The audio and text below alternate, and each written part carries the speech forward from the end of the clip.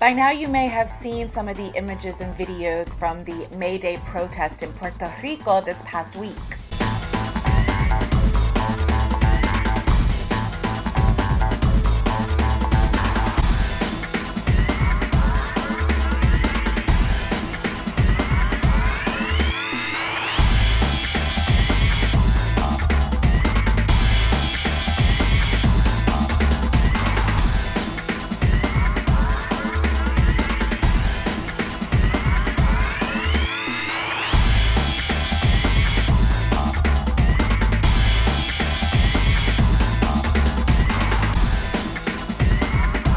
You may be wondering, how did it come to this?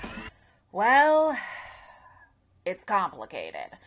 The people are protesting largely due to PROMESA, the Puerto Rico Oversight, Management, and Economic Stability Act, put in place by President Barack Obama as a means to restructure the debt of Puerto Rico. Wait, the people are protesting restructuring the debt?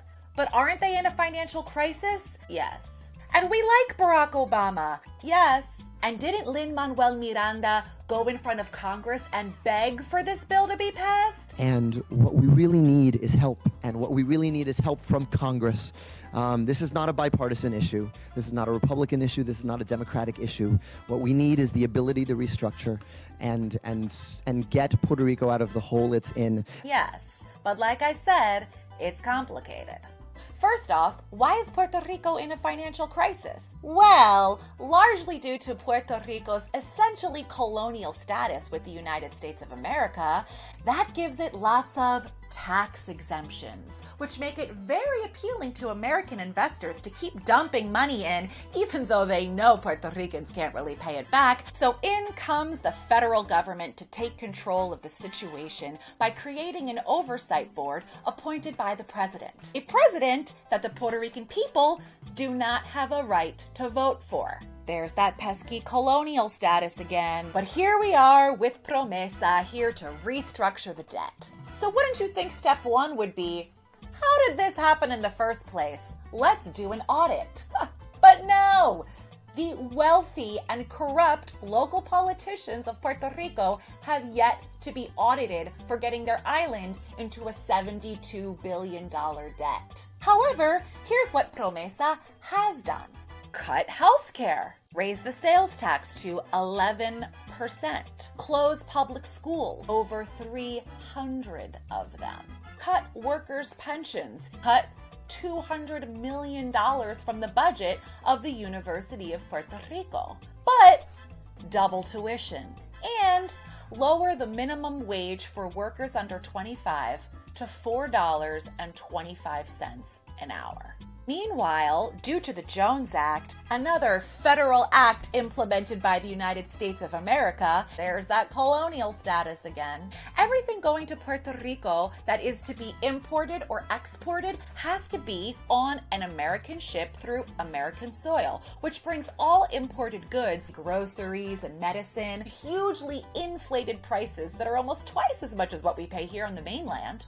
And as you may remember, people are still trying to recover from the largest natural disaster that has ever hit the island. So while schools are being closed, pension and healthcare is being cut, and wages are going down, the federal government is giving incentives to wealthy people who want to move to Puerto Rico and make it a tax haven. And so the people organized and they marched and they protested for their right to have control over their own destiny, for their government to be held accountable, but mostly because their mothers and teachers and students and elderly who just want their public schools for their kids to be open, for education to be funded, for hospitals to have enough care for their elderly, for people to be able to have some kind of fund when they retire,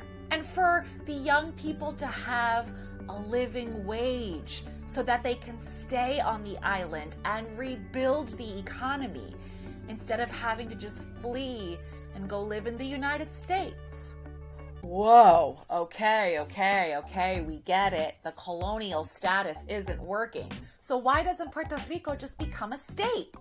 Well, the current governor, Ricardo Rosselló, is the candidate that is pro-statehood. And if we can take a look and see how things have been going in Puerto Rico, including the use of the force of the SWAT team and police task unleashed on protesters on May Day, we're getting a look at what a pro-statehood government in Puerto Rico looks like. And so I ask you to wake up and pay attention to what's happening in Puerto Rico. Something needs to change. The people are forcing it, and the revolution is starting.